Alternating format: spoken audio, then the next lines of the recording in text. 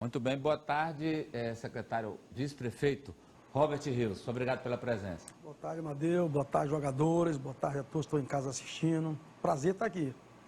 Então, secretário, o orçamento e vereadores, prefeitura, temos um acordo? Ainda está longe?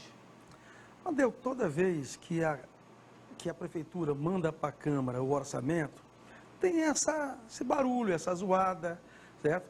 E a prefeitura é chamada, dá explicações. Não tem nada no orçamento que a prefeitura não possa explicar.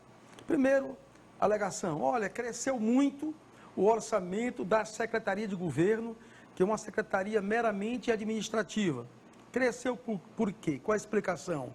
Todo mundo sabe que a Guarda Municipal era na Sencasp e foi transferida para a Secretaria de Governo. E acompanhou a Guarda Municipal, acompanhou o orçamento que estava na Sencasp. Então, justifica-se, a Guarda Municipal hoje está, a Secretaria de Governo, ela teve um aumento de 10,5%, como ganhava muito mal, o doutor Pessoa resolveu dar um plus a mais para a Guarda Municipal, então isso justifica o orçamento. Eles questionaram que o orçamento na Secretaria de Finanças também estava gigantesco. Por quê? Vários empréstimos internacionais e nacional foram contratados em gestões passadas e chegou a hora de pagar. Quem paga esses empréstimos é a Secretaria de Finanças. Então você aumenta o orçamento das finanças, esses empréstimos, muitos deles são dolarizados e é pago com o câmbio do dia e liquidado na finança. Então, nós temos que pagar os empréstimos com o Banco Mundial, nós temos que pagar os empréstimos com o Banco do Brasil, com Caixa Econômica, e esse pagamento é feito na Secretaria de Finanças. Não poderia colocar esse orçamento em outro lugar, só caberia nas finanças. Então, tudo que a Câmara questiona tem uma explicação. Ela diz o seguinte: olha, o orçamento da SAAD Sudeste está pequeno, tem que aumentar. Ora, Amadeu, nós temos uma previsão orçamentária. O orçamento é uma ficção jurídica, nós temos uma previsão.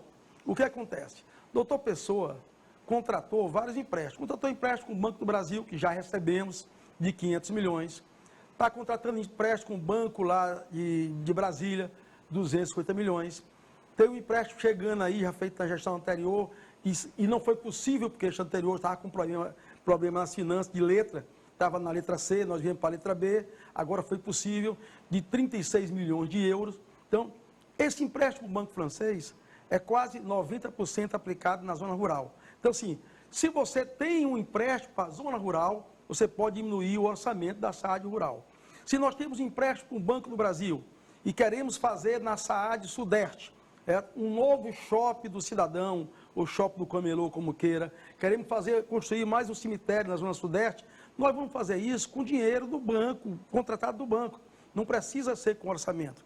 Porque quando você contrata empréstimo, você pode fazer com esse contrato qualquer obra de engenharia. Pode fazer estrada, asfalto, calçamento. Agora, quando você contrata empréstimo, você não pode usar em atividade meio. Mas recurso da receita corrente líquida, você pode usar em atividade meio. Questiono também que a ETURB aumentou muito a ETURB. Ora, a ETURB praticamente não existia na gestão passada. Deixaram quebrar a ETURB, envelhecer o patrimônio da ETURB, sucatear a ETURB, e nós ressuscitamos a ETURB com o Pessoinha à frente desse trabalho. Hoje, 100% de todo o asfalto feito na cidade de Teresina é via ETURB. Não tem nenhuma SAAD fazendo asfalto. 100% é via ETURB. Então, a ETURB tem dinheiro de contrato de empréstimo, dinheiro arrecadado pelo município e dinheiro de emenda parlamentar. O próprio senador Marcelo Castro está colocando 50 milhões no orçamento para construir o Hospital da Mulher, que foi uma promessa de campanha do doutor Pessoa que vai ser cumprida. Está colocando também uma quantia mais ou menos igual a essa para asfaltar a cidade de Teresina, e nós precisamos ter orçamento.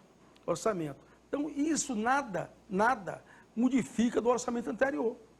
Agora, outra discussão que tem lá, porque o prefeito tem autonomia para movimentar 35% do orçamento. Ora, o governo federal tem a mesma autonomia. O governo do estado tem autonomia de 30%. Ontem eu vi aqui no Jogo do Poder uma pérola, até vou convidar mais tarde para tomar uma cervejinha comigo, para conversar com ele, que é meu grande amigo, Jeová, dizendo: olha, se o orçamento é de 4 bilhões e meio. E nós estamos dando ao prefeito 10% para movimentar esse orçamento, ele vai movimentar 450 milhões. E nenhum dos nossos brilhantes jogadores questionou isso. É por isso que não foi convocado pelo Tite, porque não questionaram isso. Porque isso não é verdade. Aparentemente, você pensa que é verdade. Vou dar aqui um exemplo. Nem todo orçamento pode ser modificado. De 100% do orçamento, mais de 50% é pagamento de servidores. O prefeito não pode movimentar para outra pasta, para outro lugar, pagamento de servidores. Aí tem as transferências constitucionais. 25% tem que ser na educação. O prefeito não pode colocar em outro lugar. 15% tem que ser na saúde. O prefeito não pode colocar em outro lugar. Quando você vê o orçamento da União, fica apenas 6% do orçamento da União que o presidente pode mover de um lado para outro. E no município é a mesma coisa. Ora, se você tem um orçamento, em tese, que não vai ser verdade, mais de 4 bilhões e meio, 4 bilhões e meio, e mais da metade vai para a Folha, e serviço da Folha, e outra quase 90% aqui com a metade da Folha vai aqui para a educação e para a saúde, fica algo em torno de 6% do orçamento que pode ser movimentado pelo prefeito no momento de crise. Há uma enchente, precisa de dinheiro, tira o dinheiro do SAAD e coloca para fazer frente àquela emergência. Então, quando você tem apenas 6% que pode modificar, você calcula 6% de 4 bilhões e meio, e daí tem um resultado e tira 35% desse resultado. Aí você vê que o prefeito de Teresina vai movimentar algo em torno de 70, 80 milhões e não 450 milhões com 10%. Se com 35% ele pode movimentar algo de 70 milhões, imagine se fosse 10%, era 7 milhões para movimentar. Então qualquer crise que houvesse aqui era insanável. Ia ser uma loucura o município de Teresina. Por favor, Ananias. Vice-prefeito, boa tarde, obrigado pela entrevista. O senhor falou aí, rebateu os pontos colocados nessa discussão com os vereadores na Câmara, pontos levantados pelo Parlamento. Afinal de contas, depois desse diálogo que o senhor teve com a Casa, o que vai mudar da proposta original? O que é consenso? O que a Prefeitura compreende ser contribuição dos vereadores e que pode ser alterado na proposta? O diálogo do orçamento tem que ser exaustivo, certo? Enquanto houver dúvida, nós estamos conversando. A Câmara de Vereadores sempre ajudou muito a Prefeitura de Teresina. Nós nunca tivemos nenhum tipo de problema com a Câmara, nem com aqueles que se dizem da base do prefeito, nem com aqueles que se declaram oposição ao prefeito. Tanto a oposição como a base do governo tem ajudado muito a Prefeitura. Então, é conversar. A política é a arte de conversar, de dialogar, de explicar, de dizer, de mostrar, de provar, é assim, assado. Como eu disse na última conversa com os vereadores, com a comissão de orçamento, alguém que esvaziou, os vereadores não estavam lá. Não, gente, para aí. Nós não marcamos reunião com a Câmara de Vereadores. Nós marcamos com as pessoas que estão cuidando do orçamento, estão discutindo orçamento, relatando orçamento, discutindo orçamento, para explicar para eles. Então, o que é que acontece? Nós temos aí quase 1 bilhão contratado em empréstimo, com o Banco do Brasil, com o Banco Francês e com o Banco de Brasília, que a Câmara ainda vai autorizar. Certo? Esse 1 bilhão, aí sim os vereadores podem dizer, olha, nós queremos construir estrada na zona rural, nós queremos construir posto de saúde, queremos construir escola. Aí não precisa do orçamento, da receita corrente líquida, desse orçamento. Se quer colocar dinheiro na zona sudeste, nós vamos colocar dinheiro dos empréstimos contratados. O que é que o vereador quer na zona sudeste? Quer um shopping do cidadão na zona sudeste? Faremos. O que é que precisa? É um cemitério? Faremos. Quer um mercado novo? Faremos. Então, nós temos dinheiro contratado em empréstimo para satisfazer aí os vereadores aonde eles acham que precisam fazer obras e reparo. Ora, nós estamos colocando, no ano que vem, 100 milhões só em asfalto em Teresina. Todo mundo reconhece que o asfalto é antigo, envelhecido, que o asfalto, a cidade tem muito buraco, começou a chover agora, você começa a ver os buracos. Nós estamos vendo aí as dificuldades, o doutor Pessoa determinou que toda rua que tivesse cadeirante, que fosse asfaltada, porque o calçamento de péssima qualidade, os cadeirantes não conseguem entrar em casa. Então, é um trabalho que os vereadores podem ajudar o poder público, o executivo. É um trabalho. Então, é um trabalho grande que nós queremos construir junto com a Câmara de Vereadores. Nós não queremos aqui desafiar a Câmara de Vereadores, peitar a Câmara de Vereadores. Muito pelo contrário, nós queremos conversar, dialogar e juntos construir um orçamento que é aquele sonho da cidade de Teresina. Sempre nas suas falas públicas, o senhor é muito, até generoso com os vereadores. E a gente conversa com os vereadores também nos bastidores e eles colocam o senhor como um homem que entende de política, que é cumpridor da sua palavra. No entanto, apesar disso, existe esse ruído entre a relação do Palácio com a Câmara. O senhor acredita que é uma antecipação da eleição de 24? O que é realmente o verdadeiro motivo e, na sua opinião, qual seria a solução factível que dá para implementar a partir de agora? Porque ronda, né, esse fantasma de ou é impeachment, ou é CPI, vai abrir a CPI da iluminação, vai abrir a CPI da Sencasp, fica essa história sempre no ar ali, nos bastidores. Eu queria a sua visão. Sabe, a CPI é um instrumento jurídico da minoria na Câmara. Né? Se a Câmara achar que tem alguma explicação que deve ser escrita de CPI, faça a CPI, não tem nenhum problema. Né? Teve ali uma CPI agora do transporte público, e nós sabemos como é que ela foi conduzida e como é que foi o resultado, nós sabemos bem disso. Quantas vezes a Câmara quer fazer a CPI, não tem nenhum problema. Eu perdi 3 mandatos de deputados estaduais porque eu não conhecia a Câmara. Né? Chegar naquela assembleia lá, aquele negócio, tal. Agora que eu vivo com os vereadores, vou almoçar, saio para beber, tomar minha cervejinha, eu quero ser agora vereador. Ou lugar bom, certo? E você pode ter certeza que eu vou me esforçar muito para chegar lá, né? Mas eu não vejo problema nenhum com o vereador, não vejo problema nenhum com o CPI, não tem ninguém nervoso na prefeitura com medo de CPI. Como mais você me perguntou aí? O que falta para resolver, né, na sua visão? Impeachment também, que vez ou outra surge essa história. Primeiro, impeachment. Não é o fato de uma Câmara, de uma Assembleia, de um Congresso ter maioria. Eu tenho maioria, eu posso fazer impeachment. Não é instrumento de impeachment ter a maioria. Impeachment tem que ter a motivação, tem que ter o motivo.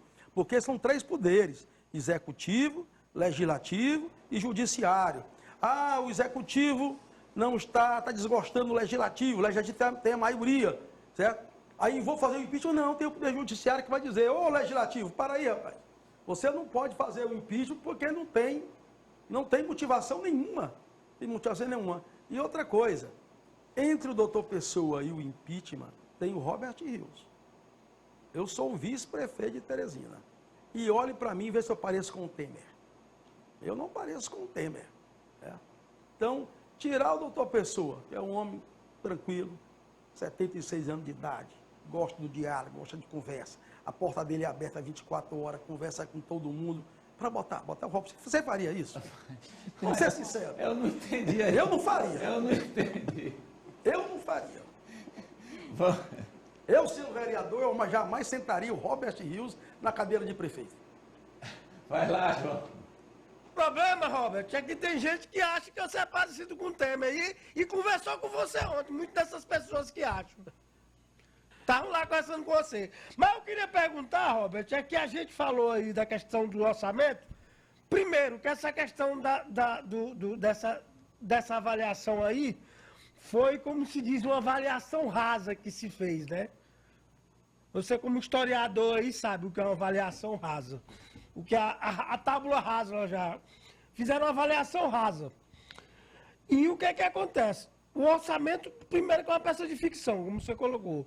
O segundo é que, além desse gargalo, dentro do que você falou do meio lá, da folha de pagamento, tem a previdência, que você esqueceu de citar, que essa daí é complicada e o que fizeram ali foi brincadeira, né? Uma indignidade, porque fizeram com um dos outros. Não fizeram com o que era deles. Porque quando faz com o que está do povo e tudo, o povo às vezes aceita, reelege, mas quando se faz com o cara, que o cara deixou guardado no poder público, é uma indignidade isso aí, o que fizeram com os aposentados e pensionistas. Para mim é o caso mais grave. Apropriação indébita, desvio de finalidade, peculato, estelionato, para mim está tudo incluído nesse bojo. Eu queria que você falasse um pouco disso, mas antes de tudo, impeachment é para quem tem coragem e também para quem sabe ter enfrentamento, viu? Não é para todo mundo não, né, Robert? João, é um prazer estar aqui com você, gosto muito de você. João, a única aparência que eu tenho, semelhança que eu tenho com Michel Temer, é que nós dois já estamos com uma certa idade e somos casados com mulher bastante nova, sabe? Então nós não temos esposa, nós temos cuidadora. O Michel Temer tem uma cuidadora, eu tenho uma cuidadora que cuida muito bem de mim. Agora, o que você falou do IPMT é uma coisa muito séria. Nós esperamos encontrar no IPMT algo em torno de 900 milhões no fundo, encontramos um pouco mais de 300 milhões no fundo. Você lembra aquela história daquele banco lá de Minas Gerais que faliu, e é um absurdo, porque 48 horas antes do banco falir, pegaram 20 milhões do IPMT e depositaram naquele banco, que foi o dinheiro perdido. Então, o IPMT hoje passa por dificuldade, ele está sendo muito bem administrado pelo Dr. Kennedy, que é uma pessoa concursada, tanto era concursado do município, como agora é concursado federal, mostra seu talento em 2 concursos, mas nós estamos nos esforçando muito para que o servidor não tenha prejuízo. Mas não vou enganar ninguém dizendo que a situação lá é fácil. E vou dizer mais que uma coisa. Este ano, a Prefeitura perdeu uma arrecadação de 60 milhões quando houve a modificação no ICMS dos combustíveis e da energia. Perdemos 60 milhões.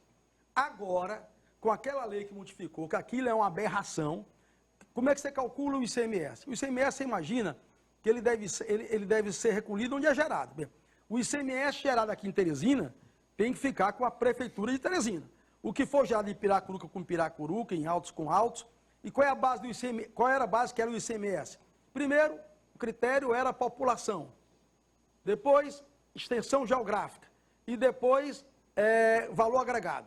Simplesmente modificaram tudo isso para que os municípios pequenos ficassem com ICMS que é arrecadado na cidade de Teresina.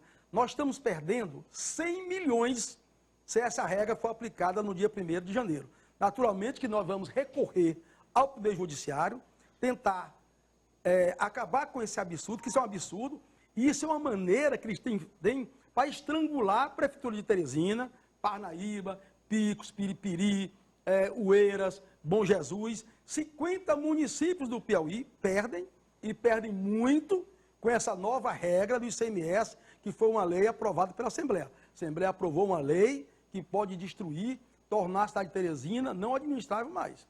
Isso aí é uma preocupação. Você imagina agora, você aplica uma nova regra do ICMS com o jogo começando. Nós vamos ter dificuldade de pagar servidores, nós vamos escolher qual é o hospital que nós vamos fechar, qual é a escola que nós vamos fechar, porque mudaram a regra. 100 milhões mais 60 milhões são 160 milhões que perde a cidade de Teresina, certo? E o dinheiro não estava sobrando. Se não estava sobrando e perde, vai criar um caos na cidade, principalmente na educação, na saúde e no pagamento de servidores. Agora, é preciso avisar também que a Câmara Municipal, ela recebe 4,5% da receita corrente líquida, está na Constituição. 4,5% vai para a Câmara Municipal. Se perdeu 160 milhões, a Câmara Municipal perde 4,5% e a Câmara Municipal também vai ter dificuldade de enfrentar os seus problemas internos. Até porque no passado, na edição passada, quando a Câmara tinha problema, e está na Constituição, a Constituição não diz quanto é que a União repassa para o Congresso Nacional. E não diz quanto é que o Estado repassa para a Assembleia Legislativa. Mas ela diz que os prefeitos têm que passar 4,5% para as câmaras, sob pena de crime de responsabilidade. Se passar mais ou menos, é crime de responsabilidade. Aí como é que se resolveu isso no passado, quando a Câmara tinha dificuldade? Você lembra, Amadeu, que você que é mais antigo, que muitos dos vereadores foram aposentados. Eu posso citar aqui vários. Hoje tem pensionista, vereador aposentado, aí tem uns 40. E os vereadores nunca contribuíram para o IPMT, porque não tinha IPMT, então não contribuíram. Eles nunca contribuíram para a prefeitura. Eles tinham problema na Câmara Municipal. Então, todos esses vereadores aposentados, hoje aposentados e pensionistas, colocaram essa despesa para o Poder Executivo. Nós pagamos. Quem tinha que pagar era a Câmara Municipal, quem paga é o Poder Executivo.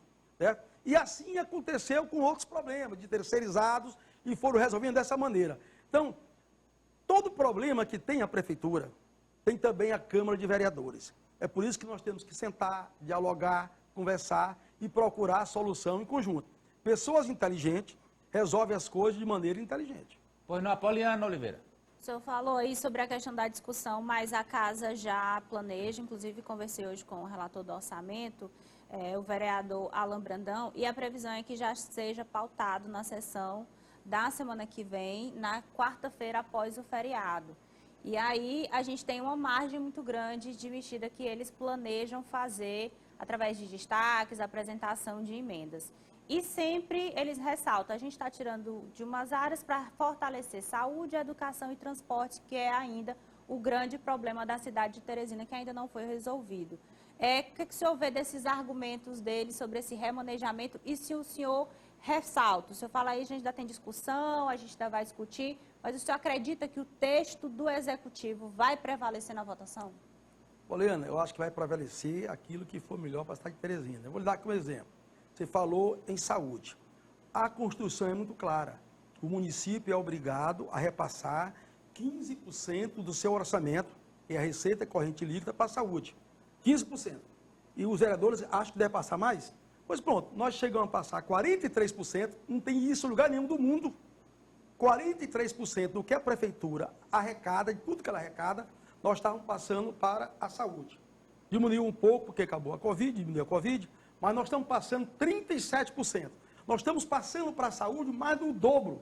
A não ser que deixe assim, a Câmara diz assim, olha, agora repassa só 2% para a Câmara, porque nós estamos colocando mais do dobro do que manda a Constituição na saúde. Na saúde.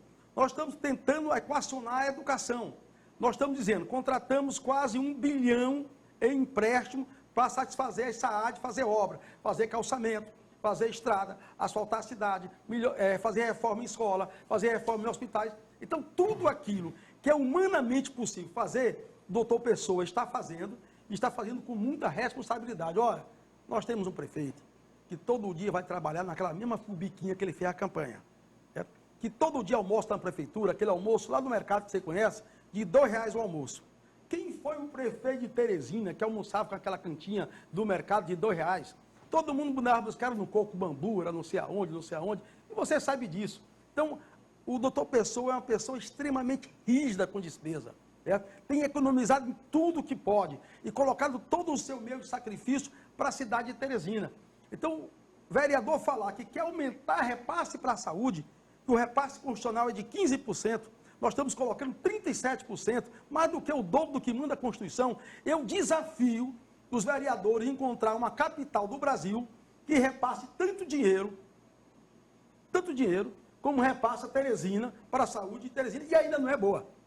O doutor Pessoa todo dia reclama da saúde, quer melhor da saúde, porque ele é o médico, ele entende de saúde, ele sabe o que é isso, ele sabe que as pessoas estão em casa pegando fila, fazendo cirurgia letiva com muito tempo, precisando de remédio. O governo federal praticamente fechou a farmácia do povo, não passou remédio para o povo. O governo federal praticamente acabou com a merenda escolar. Hoje, se não for a prefeitura complementando a merenda escolar, os estudantes não têm merenda nenhuma escolar. Então, o governo federal, quando diz assim, saúde e educação, um desastre. Nós estamos praticamente bancando sozinhos. E um detalhe, Poliana, nós estamos bancando a saúde, não é do teresinense, não. Nós estamos bancando a saúde do Piauí quase inteiro. Se alguém adoece lá em Uruçuí, vem bater aqui em Teresina. Parnaíba, vem bater em Teresina. Todo mundo pega ambulância. Qual foi a maior propaganda que fez o nosso ministro da Casa Civil? O ministro Ciro trouxe mais de 200 ambulâncias para o Piauí. Trouxe para quê? Para trazer os doentes para Teresina. Porque aqui é o grande centro médico. E quem é que banca os doentes aqui em Teresina? É o município de Teresina. Certo? Então, o vereador falar que quer aumentar dinheiro na saúde, eu não consigo entender, porque só se colocar todo o orçamento na saúde. Porque 37% você está lá. Nós mostramos semana passada aqui uma fala do prefeito, onde ele disse que politicamente está solteiro e tal. E o João Carvalho, que está bem aqui, disse assim, não, prefeito, não fale, o senhor não devia falar isso não, que o Robert fica magoado. O Robert fica magoado, porque o Robert é o vice e tal. Então, a minha pergunta, o senhor ficou magoado com essa declaração dele? Esse jogo de poder é um time de maquiavélicos. Vocês são maquiavélicos. Olha, quando terminou a eleição, está aqui o nosso amigo Analisa que lembra, terminou a eleição, antes da posse, eu disse a todos vocês, eu não vou ser mais candidato. Eu lembro disso. Disse antes da posse. Cheguei para o doutor Pessoa, doutor Pessoa, você tem que começar, você vai para a reeleição, está fazendo uma boa gestão, tem que começar a pensar no vice. Acho um vice. Tem nome de vice aí maravilhoso aí. Eu posso dizer para você que meia dúzia. 6, vamos lá, 6. Vamos lá, Jeová, meu amigo Jeová. Jeová, o nome. Jeová, grande parceiro, pode ser um grande vice. Meu amigo Dudu, Dudu. um grande vice. Meu amigo Zé Nito, Zé Nito. um grande vice. Aí você pode pensar em outros, Renato BG. Parou na metade. Tem Renato, 4. O Renato BG pode ser vice. Enzo 5. pode ser um grande vice. Só falta 5. um. Amadeu Campos, um grande vice. certo. 6. Sim, mas então o senhor já tinha dito isso. Quer dizer, isso aí está na cabeça do senhor já desde... Eu acabei de dizer aqui para nossa amiga, certo? Que de tanto ir para almoço e jantar com os vereadores, tomar cervejinha com os vereadores, certo? Eu estou pensando seriamente em ser até vereador, certo? Porque os vereadores gostam mais de cervejinha. Você sabe que eu gosto da cervejinha. Rapaz. Olha aí, João. Tá vendo, João? O vice-prefeito... Olha lá, disse ele quer a presidência, eu estou indo para ele aqui. Não, ele está dizendo que não tem negócio de Tá mágoa, porque ele já o avisou. já quer tomar a presidência lá, rapaz. Quer ir partir para cima do Enzo, rapaz. Eu chego lá, o Enzo já tem um voto garantido, que é o meu O Enzo amigo. ainda nem assumiu.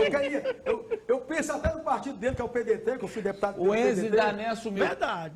Para a gente fechar aqui, o senhor, a gente tem discutido aqui nesse jogo do poder muito, que o prefeito vai montar um secretariado novo. Esse secretariado novo vai levar em conta apoio da base, governabilidade ou a reeleição? Madeu, quando terminou a eleição passada, o doutor Pessoa foi descansar num sítio no redor de Teresina.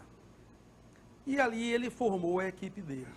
E nós temos que convir que aquela equipe foi formada, teve como base, não os vereadores, mas deputados.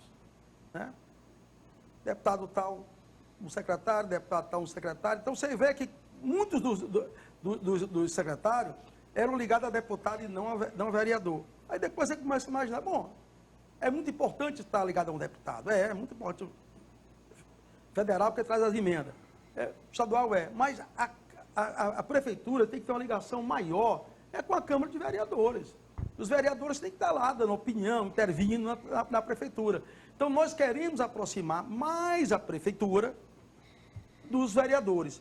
Hoje nós temos ali, a vereadora Fernanda tem uma indicação de secretário, o vereador Zé Nito é secretário, o vereador Dudu indicou um secretário. Nós temos ali uns 4 ou 5 secretários indicados. Nós podemos enlarguecer isso, aumentar isso, é bom para a prefeitura, é bom para a Câmara de Vereadores, e o doutor Pessoa tem pensado muito nisso. Vai ter a reforma? Vai ter a reforma.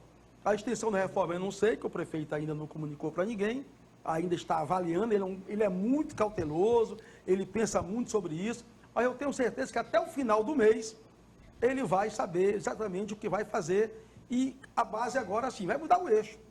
O eixo é na Assembleia, agora o eixo vai ser na Câmara? Deve ser na Câmara. Eu acho que os vereadores querem contribuir mais com a cidade de Teresina. Nós temos vereadores competentíssimos que podem dar grande contribuição à Teresina. Certo? Nós temos 2 suplentes de vereadores secretários também, entre dos quantos temos 2 suplentes de vereadores secretários, e nós precisamos reequacionar isso aí. O doutor Pessoa é tranquilo, é cauteloso. Se é uma coisa que ele não é na vida, é ávido. Não pense que ele anda correndo ávido, preocupado, não. Ele vai com toda a tranquilidade, está pensando em que reforma vai fazer, qual é o estoque que ele tem de carro, de reforma, para chamar os vereadores para conversar. Não adianta você chamar o vereador para conversar antes de não saber que estoque de carro você tem para dispor. Olha, nós temos, quero sua contribuição em um lugar tal, como fez agora o nosso governador eleito, né? Aos poucos vai mostrando equipe. Quando a equipe era indicada pelo governador, você viu? Era só craque, parecia a seleção brasileira, aquele ataque, a seleção brasileira. Quando era o nome dele, quando ele indicou o nosso amigo Chico Lucas para a segurança, eu vibrei. Ali, para mim, foi um gol de placa de bicicleta no meio do campo. Certo? Vibrei assim, eu tenho certeza que vai ser um grande secretário. Porque...